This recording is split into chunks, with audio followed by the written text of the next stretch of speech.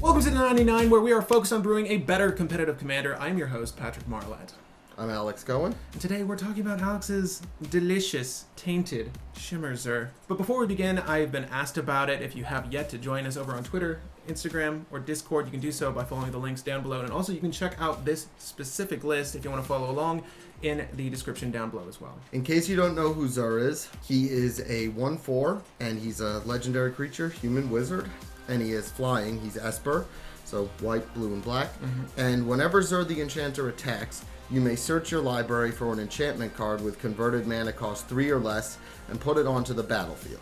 You do shuffle your library. So you can already see what Zur is doing. He's going to be cheating out enchantments on your turn, obviously for some benefit, and there are a lot of great enchantments at 3CMC within this color pie. So what are you generally looking for to produce a win? Well, Necropotence being number one. Yeah, it's sort of the deck's bread and butter. Yeah, very close to it, yes. But you've likely heard of Shimmer Zurs in the past. Obviously, the deck's been popular for quite some time. Alex has developed his own take on the list, just a lot of meta-dependent choices, and we're going to be looking at his list today. And of course, in our part 2 video, we'll be talking about inclusions, exclusions, obviously what varies from your list and the stock list. Absolutely. And go into further explanation as to why. So if you see a card today that isn't in the stock list, there's an obvious reason why. Shout out to Suasion and Sight for all their help developing the list and the Zerver Discord.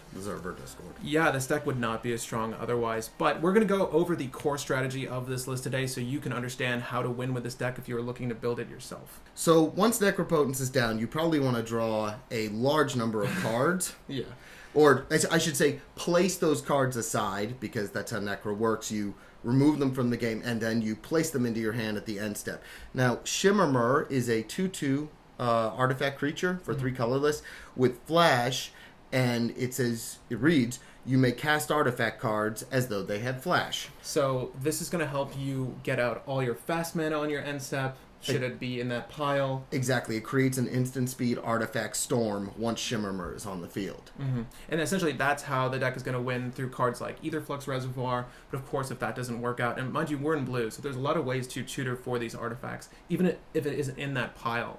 And there's also multiple ways to draw through the list. So we're going to take a look at what Necropotence piles might provide for you first, and then we'll go into the alternative ways to draw, like your Ad Nau's Angel's Grace. Things like that. So once Zur attacks and you fetch Necropotence, you're primarily looking for 2 cards. Necro for a sizable amount of cards, and then be looking for either Shimmer or Ad Nauseam and Angel's Grace to draw your whole deck. This can cost a bit of mana, but we do have a lot of ways to generate fast mana at instant speed. Yeah. Well, Culling the Weak is in here. Exactly. That turns your Zur into a 3 mana. For that. And if Baral, because I have a Baral in this, or Dark Confidant is out, you can turn those into mana. And then this list also runs stuff like Ancient Excavation to dig deeper at instant speed. I found that to be very helpful on storm turns. Gotcha. So, and the storm turn is happening preferably on your end step to just clean out the game. Exactly. So if you don't get Ad Nau's Angel's Grace, or you don't have sufficient amount of tutors and or mana to be able to do that, this will also help you generate the mana for it. But generally speaking, if Shimmer is in that Necro pile, what are you trying to play out quickly to get the game going? So you want to start an artifact storm to generate the mana to either dig or tutor for Aetherflux Reservoir, which will gain you the life back. The effect what we're really looking at with Necropotence is the pay 1 life activated ability to remove the top card of your library from the game face down, and at the end of your turn, put those cards into your hand. So if you didn't know what Necro does, or if you can't read it here, that's essentially what we're looking at. And it allows us to basically go through most of the deck. Ad Nau's finishes it, and Shimmer helps us just storm off with our artifacts. And how many artifacts do you even run to meet that threshold? In this deck, it's roughly about 30, I'd say. Okay. It's pretty much every mana rock you can think of. It's a good deal. I'd say 25 to 30. Okay, and then we can kind of consider the cards that fetch your artifacts as artifacts as well, because they're going to help you get them on the field stuff like that. Yeah, we have a really large tutor suite. We're running a lot of the best. Esper is fortunate enough to have access to some of the best tutoring abilities. as well as some of the best disruption abilities, so we're lucky in that color wedge. So after you've drawn through your entire list, either a sufficient amount of cards with Necropotence and or you have the Ad Nauseam Angel's Grace, or you've tutored for it, you've cast it, once you have all those cards down, this becomes essentially a storm list with your artifacts, as you've mentioned. Yes. And basically, how are you going to run through enough cards? I was going to say, what is the sort of prerequisite of cast to get Aether Flux to go off? And if you don't know what the Fishbowl does, I'll read it for you now. This is sort of what the win con is after you have Shimmermer down. Aether Flux Reservoir is a 4 CMC artifact. Whenever you cast a spell, you gain 1 life for each spell you've cast this turn. It's retroactive. So you can cast this later on down the line and you'll still be gaining life. You just need to keep count of how many spells you've cast, obviously. And obviously, if you don't know, pay 50 life, zap someone or a creature for 50. You're going to hit a player. You're going to hit a player for 50. I just maybe. Yeah, so how do you get the ball rolling on that effect? Like, how do you get to storm off enough? So using Shimmermer, we cast our artifacts at instant speed. Okay, so pretty much all your fast mana. Exactly. And we want to generate enough mana to cast Aether Flux Reservoir and then use something like Hurkyl's Recall to return our artifacts to our hand, recast them to keep generating a spell count. Dramatic Reversal doubles as an untapper that can then untap all of our artifacts to help generate more mana. And then we would use, after Dramatic Reversal, we now have access to a lot of cantrips as well as Quicken, which can activate Yawgwill at instant speed. Or if we have Emergent Zone out, we don't even need Shimmermer because we then have all of our spells at instant speed. So yeah, we talked about a few different combo cards there. So I guess we should isolate Isochron Scepter for you and show you what that looks like first. So if you don't know what the Isochron reversal loop looks like, it's very simple, as a matter of fact. And once you've drawn through your deck, of course, again, you can play this at instant speed with Shimmermer at this point. Isochron Scepter comes into the battlefield and imprints an instant. At this point, you have also, hopefully, Dramatic Reversal in your hand. Yes. So if you know you're mana deficient, this is the thing you're going to want to play. Yes, or that will generate us infinite spells because it generates infinite mana with Dramatic Reversal constantly untapping Scepter to generate the mana to keep untapping it. So that creates, because Dramatic Reversal says you may copy the imprinted card. If you do, you may play the copy without paying its mana cost. So saying play generates a cast trigger, and that helps us recast Dramatic Reversal an infinite number of times if you have 2 colorless.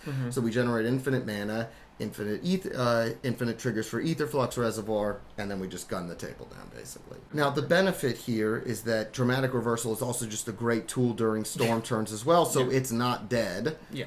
And Isochron Scepter you can use to imprint Mana Drain or a counterspell if worse comes to worse. It's more dead than Dramatic Reversal is, but these both still have their uses. So we're trying to minimize the number of dead cards in the deck. Yeah, basically. and Isochron is certainly just a value engine outside of this combo. So I agree. It might be a little bit more of a dead draw, but even still, in the aftermath of a Necropile, it's fantastic to see in your hand, particularly if you have the reversal. Completely. Perhaps you've been storming at this point and you haven't met the threshold to do 50 damage to knock out every single opponent. What do you do then? If we've Ad Nauseam Angel's Grace, we don't have quite enough life. We should, but let's say Aether Flux has been exiled. Okay. What we can do is cast Yawgwill at instant speed. So with something like Quicken. Quicken, yes. Yeah. Okay. So we can Quicken, and we can use Windfall to discard our whole deck and make our opponents draw basically their whole deck after we've Ad Nauseam Angel's Grace, which will most likely just kill them outright because they're emptying their whole deck.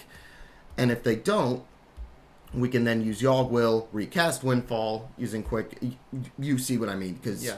But Windfall is essentially going to let you get the rest of your cards exactly right on a storm turn. But again, you will need Quicken to allow you to cast it at instant speed. Yes. Is there anything other than Quicken? If you guys don't know, well, it's a cantrip that's at instant speed that allows you to make sorceries instant speed. And so we have Emergent Zone as well, sure. if you have that out. So Quicken we'll use, but generally speaking, this is a last-ditch resort. But it's good because the deck has a lot of backup lines. I've distinctly noticed a lot of decks go all in on one line, and if something gets removed, the deck is pretty much dead.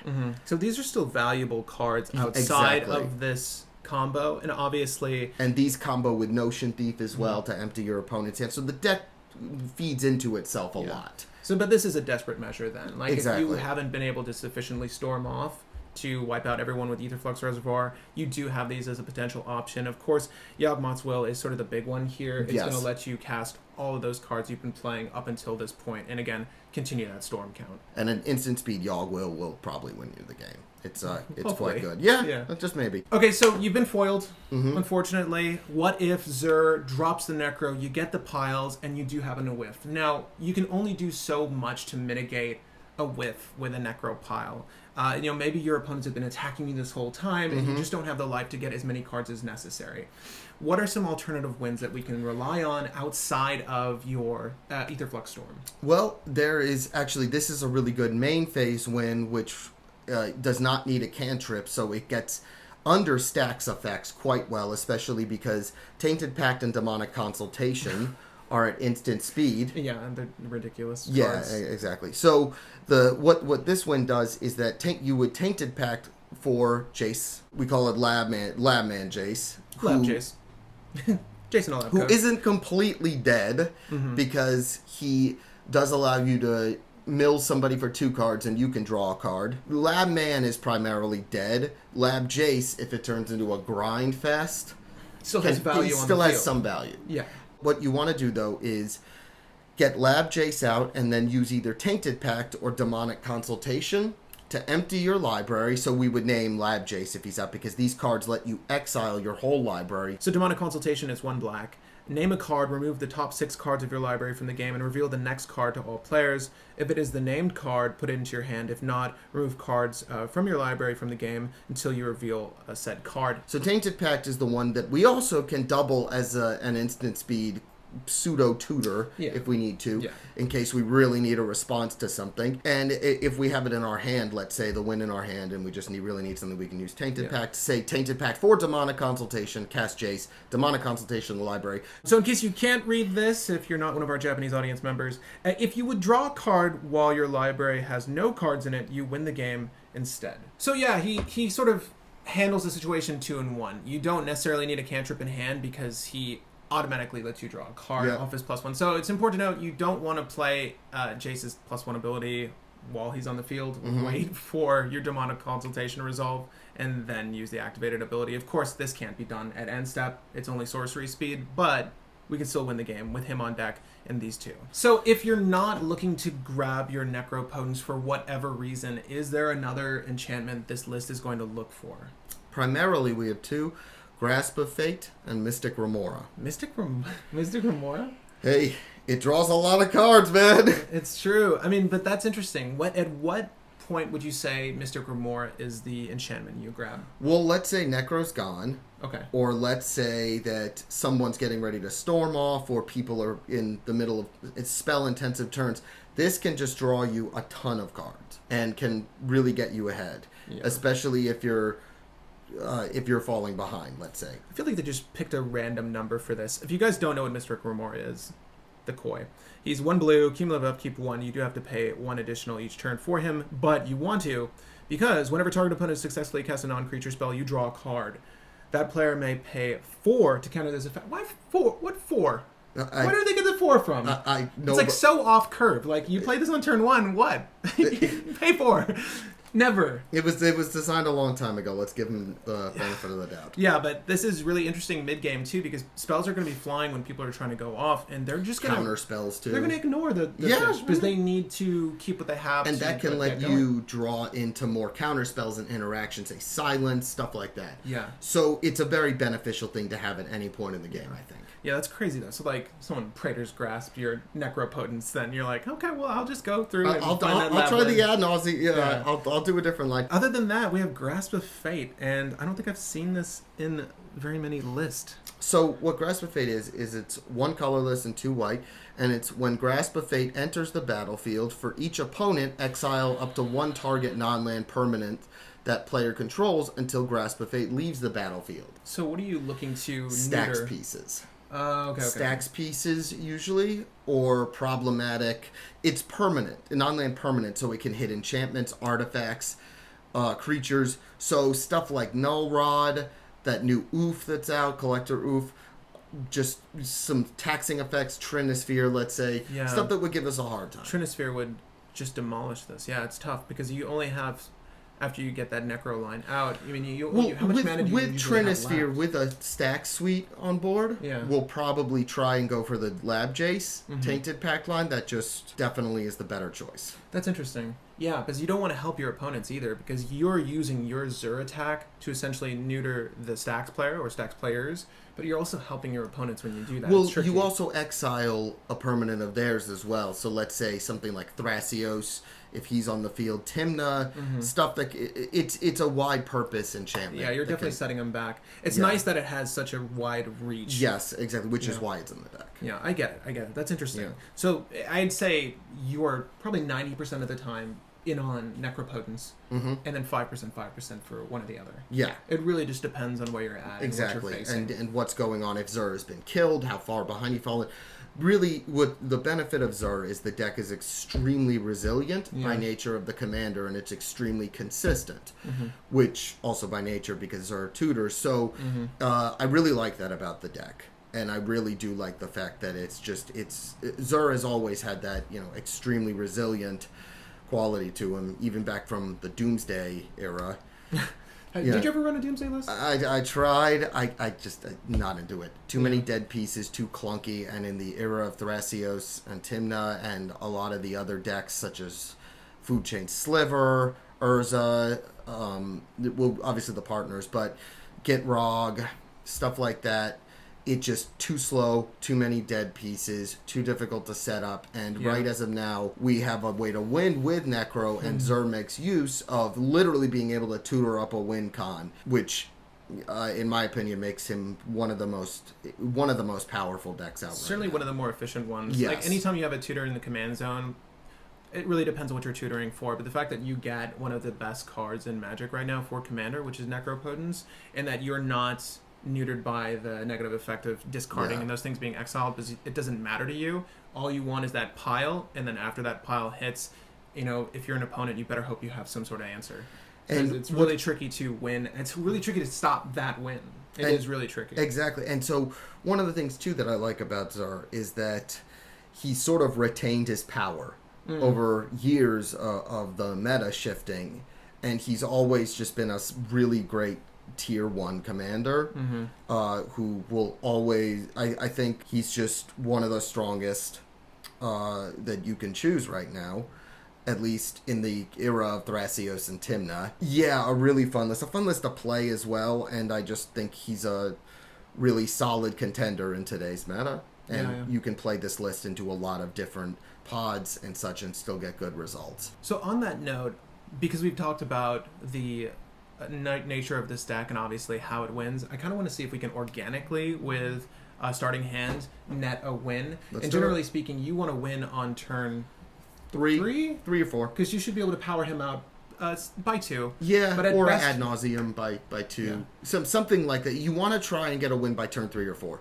It definitely is a turn 3 or 4 clock, and we're packing a lot more interaction than a lot of the faster all-in decks are. So we have the benefit of being able to run a slower, more controlled game. And with Zur, it's sort of we've got a little more resilience if our combos are stuck. Anyway, let's go ahead and set that up for you guys and see if we can't net a win by 3 or 4. Let's do it. I'm going to draw 7 cards, and let's see what we get and how we go about this. If we need to mull, we'll go ahead and mull, but we'll show you what our hand is as well. Okay.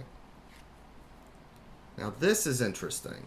Interesting. Oh, okay. So we have 2 lands at least and a talisman. And we have Dark Confidant, which can accelerate our game. We have Ad Nauseum. We also have Swan Song, which could be a little bit of control if someone tries to use Flash or something of the sort. Would you want to keep this hand? I probably would keep this hand depending on the pod. Okay. If it was a slower pod, I probably would keep this hand. Just simply due to the fact that we can play a little bit more of a resilient game, and we do have part of our win condition in our hand. And given that this deck, we can cast Zur if we get one more land that gives us white. And with Dark Confidant, we have acceleration. Want to try it? Yeah, let's do it. So how do I play this one out? First turn. Draw a card. Draw a card. There's our land. We have Arid Mesa. Yeah. Okay, perfect. So, excellent. Okay, let's play Arid Mesa, crack it, let's get Tundra. That way, if we need to Swan Song this turn, there's Tundra. If we need to Swan Song this turn, we can. Yeah, I'd say to just pass. Okay. And that way, we'll hold the mana open. Okay, turn 2. Okay, draw. We draw into Polluted Delta. So now, Perfect. we can have the choice that we can power an Adnaz later, and I think so. Let's cast Polluted Delta, crack it. Play Polluted Delta and crack it. Mm-hmm. Let's get Underground Sea. right at the bottom. Perfect. And yeah, I know exactly. So now we're at an impasse. Now let's think about like what we could be against. If we're up against a Timna deck, let's say, and they want to start attacking to draw cards, I would cast Dark Confidant. And that's a tricky trade. Yes, I is. mean, look, there's also 2 other opponents, but Yes. at least they're not hitting you. Right. And you do need your life. Precisely. So we could also drop the rock if it's a slower, or if it's a meta more dominated by spell decks, say Flash Hulk or Food Chain, something like that. So we can then hold open Swan Song as well. So for the case of this, At least for this demonstration, I guess the rock to I accelerate. think the rock. I think let's do the rock. Yeah. So why don't for this Because we demonstration? also need the rock later to storm off we'll anyways. use the rock to accelerate to play in, and we'll hold it open for Swan Song. Next And turn, with that, turn 3. Vampiric 2. Okay, now we have a lot of options here. yes. So this is what's cool about this deck. It So we has just so grab many Vamp different Tutor. options. Yeah. With Vamp Tutor, is there something that you feel would be...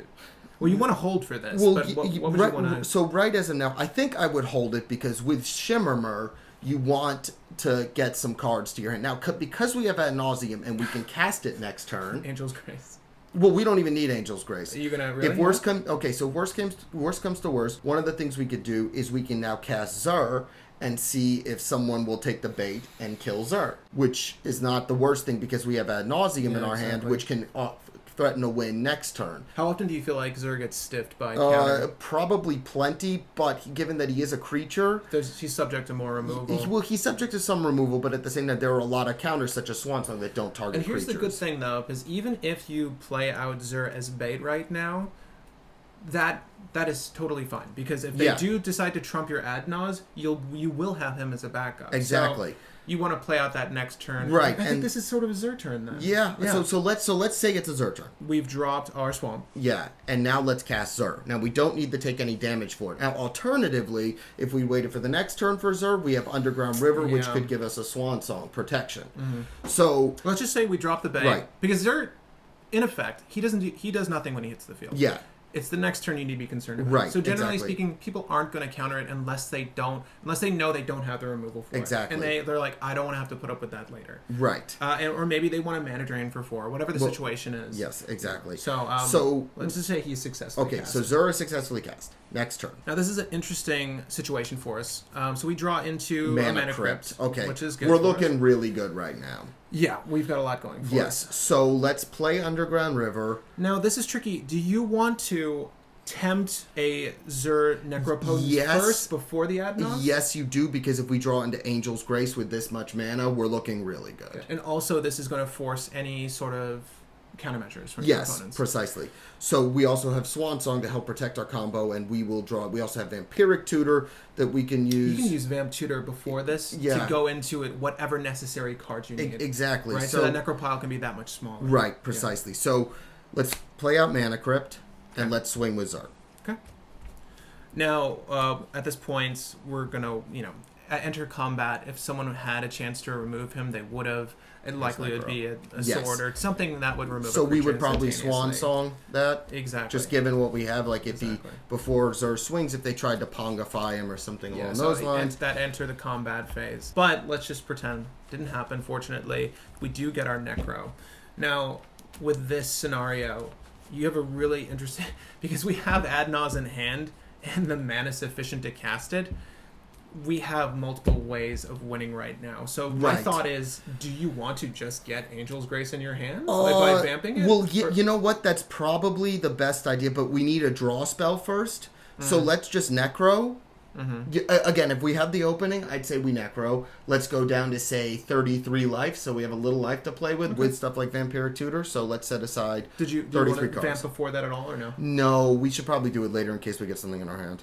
Okay. 1, 2, and then you'll 3, likely have, 4. hopefully, a cantrip at this point to be able to power that into your hand. So let's just say you get that Yawgmoth's Will at this point. You might want to go Vampiric Tutor for your Quicken, and then use one of your cantrips to get Quicken in your hand, so you can Quicken Yawgmoth's Will and get this to go precisely. off. So it's always, I guess it's in this instance, it's always good to hold on to those tutors to the last minute. Precisely. So let's proceed to our end step. There's a lot of cards in hand now, and this is turn 4. Let's just highlight the cards that would probably be best to net our wins. So now we have, Ancient Excavation is always good, because we can dig through if we don't have what we need. Yeah. Ancient Excavation is great. Isocrown Scepter, there's half of the Dramatic Reversal combo. We have counter spells in our hand, Mana Drain, delay. Exactly. We have Scroll Rack, which also can help us dig if Shimmermer is on the field. Scroll Rack is, exactly. So if Shimmermer is in this pile... which can help us... Well, before you go off, you'd likely just cast Silence. So let's say we just cast Silence right now. That's fair. All just right? to make sure that we're safe. And if it gets met by a counter, it gets met by a counter. Otherwise, they're likely going to say goodbye to their game if we have the right amount of cards. Exactly. Now... So this is tricky. We don't have Shimmermer. But we have tutors for it. We have plenty of mana to play with. Okay. So let's see what we can do so to get we have him out. Brainstorm. If we needed Ancient Excavation, we can use it. That's the beauty of this. Ancient Excavation is draw cards equal to the number of cards in your hand, then discard a card for each card drawn this way. We get a whole second Necro hand and can discard the junk. Okay. So I think what we're going to do right now, because we use the white to cast Silence, let's get Shimmermer and show them the Shimmermer line. Sure. So let's Vampiric Tutor using Swamp. I might as well just use the basic swamp. Yeah. So Vamp Tutor, and we don't need to name it, but we're going to go ahead and grab Shimmermer and put that on top. And Shimmermer's at the bottom of the library. Lucky we did that. What? Yeah. That's so funny, man. Why? 2 of the cards we needed. Bottom of the library. It always works that way, too. Yeah, seriously. Isn't it nice to have tutors? Yeah, really. So Shimmermer is on top. All right. So then the reason that I kept us at 7 life is so now we can use 1 damage from our Underground River, so bring us down to 6 life, to cast Brainstorm, draw into Shimmermer, Fish, and Windswept Heath. So we can just put these 2 on top. Easy. Yeah. Now let's cast Shimmermer. Okay, so now Shimmermer lets us storm our artifacts. Exactly. And at this point, we'd probably keep a die handy to keep track of storm, absolutely. But we're just going to try to get the combo pieces out so you see how it works. So let's do Mox Diamond. So we drop our Mox Diamond. Let's drop our Mox Opal. And it's important to note that at this point, there can be no interactions because of the silence. Right, so precisely. We're just going to go uncontested here. So we drop our Mox Opal. So Opal's at threshold for its metal craft. Exactly. Now let's tap Underground Sea. Okay. Cast Mana Vault. Okay. Tap Mana Vault for 2. You want to drop that Scroll Rack, are you thinking? Maybe, but I think we should drop Grim Monolith. No, I agree. Yeah. Which can now if we tap Grim Monolith, that's us 4. So now we have 6 mana to play with. Man, I really think that Isocron Reversal would be really nice. So do I, and that's why I'm thinking we either Scroll Rack or Ancient Excavation. So why don't we, using 3 of the mana, let's Scroll Rack. Yeah, so we've got technically 1 floating from Mana Vault. Yeah. So we have 4 generic. So we have we now have Rack. 1, and we now have 1 generic left. Okay, after we do Right. this. And we can exile, again, if you don't know what Scroll Rack is, it's an amazing utility card. But basically, you exile any number of cards, so you can pick and choose what you need still. Exactly. And then you set those aside and draw an amount equal to that. Place those cards back on top of your library in any order. Consultation and Jace in case we do need them. Let's keep for Quicken. next turn. So you want to keep those in hand, you imagine? But let's put all of these back. Okay. We can keep Yawgwill for Quicken, and I don't think we'll need Ancient Excavation, but in case we do. So, how many cards are we getting rid of? 1, 2, 3, 4, 5, 6, 7, 8, 9, 10, 11, 12, 13, 14, 15, 16, 17. So we get 17 more cards. You think that's safe enough? That's good. Okay. So let's do 17. And 1, I'm going to put this 2, back in 3, a 4, random 5, order 6, because 7, 8, I think we'll be okay. Technically from this pile, would there be anything you'd want to leave on Probably top? not. All right, here we go. So now we have a lot more accelerants. Yeah, this actually a lot of these are just dead. Yeah, so that's they're okay. just dead. But we'll put these on top. Yeah, so now we have a lot more accelerants. Anything of an import that came from that hand? Yes, very. Okay. We can now cast Soul Ring using 1 mana. The generic we had open. Lotus Petal for free. Sure. We can crack. I would say let's tap Mox Opal for a black. Cast Dark Ritual. Okay, so we have 3 black floating. And we now have enough mana to hit the threshold on Cabal Ritual to get us 5 mana. Okay. So we go ahead, go from 3 black to... Now we have 5 black mana. Okay. Now, what we can do here, which is cool, we can either Quicken Demonic Tutor and draw our whole deck. Oh, you mean Quicken Demonic Tutor to grab Angel's Grace? We could grab Angel's Grace to draw the whole deck. However, I think that we should go for the Isochron Scepter line. Well, you know what's interesting is, because we already cast the Silence, you can play Ad Nau's Uncontested. Yes. But Angel's Grace is kind of vital because we just want to get the whole deck It just in hand. seems to me that we should Quicken and use 2 of the black to cast Demonic Tutor to put Dramatic Reversal into our hand. And you sacked the Lotus Petal for your Quicken. Your Quicken. Well, yeah. Let's say so. Okay. So in case you didn't see that, where is the Quicken, by the way? Quicken. Sorry, I was... No, you're good. You're good. So in case you guys don't know, again, I told you guys earlier, but it's a cantrip at instant speed. That's how we're able to do Demonic Tutor right now. Precisely. But you took Reversal. Yeah. Now, using 4 mana, the 2 black and the other 2... Soul Ring. Yeah. We can cast Isochron Scepter with Dramatic Reversal imprinted on it. Correct. Which now begins to untap all of our artifacts. So note at this point, if Silence didn't already go off, we only had Mox Diamond for mana after the fact, but we're sort of fast tracking this here. We did use the Isochron Scepter, cast that by using the Soul Ring, and we can just say our 2 black went towards Isochron tapping. Yes. And now at this point, we have infinite mana. Precisely. Of any one color. So let's just say infinite of every color. Yeah, so now we can use Yogg Will. But we don't have Quicken anymore. Good point. Yeah. Shoot. That's tricky, though. Yeah. So we do want to keep storming, but what do we have now to keep going? So, Ancient Excavation, we can cast for 4. It's very and we good. draw... We kept that. We draw for 1, 2, 3, 4, 5, 6, 7, 8, 9, 10, 11, 12, 13, 14, 15, 16, 17, 18, 19, 20, 21, 22.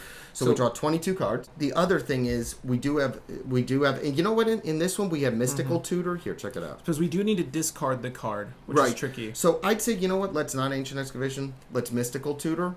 Instead? Yeah, we should utilize our tutors. Yeah. But if we were going to do the Ancient Excavation, it's good because we do dig 22. But mind you, we still have Scroll Rack too. Well, right, and what we can do now is we can either use Scroll Rack to rack these back. However, let's just say that Angel's Grace wouldn't be there. So we'll search for Angel's Grace, put it on top. Yeah. That's definitely the most efficient way to go. Yeah, see, because Angel's Grace was not here. Yeah. So Angel's Grace is down here. I said near the very bottom. Okay. So the tricky bit there was with Ancient Excavation, I mean, we could do it now if we wanted, or we could just use Scroll Rack for 1 at this point. Yeah. Because mind you, let's just set up the board the way it would be. After the fact, you would have left all of these untapped. Yeah, so obviously there, yeah. Let's just go ahead and show you what the board state looks like now. Ancient Excavation would have been fine there, but I think the tutor is just the most efficient way to get the ball rolling. Especially because we have Impulse and we have Infinite Mana. Yeah.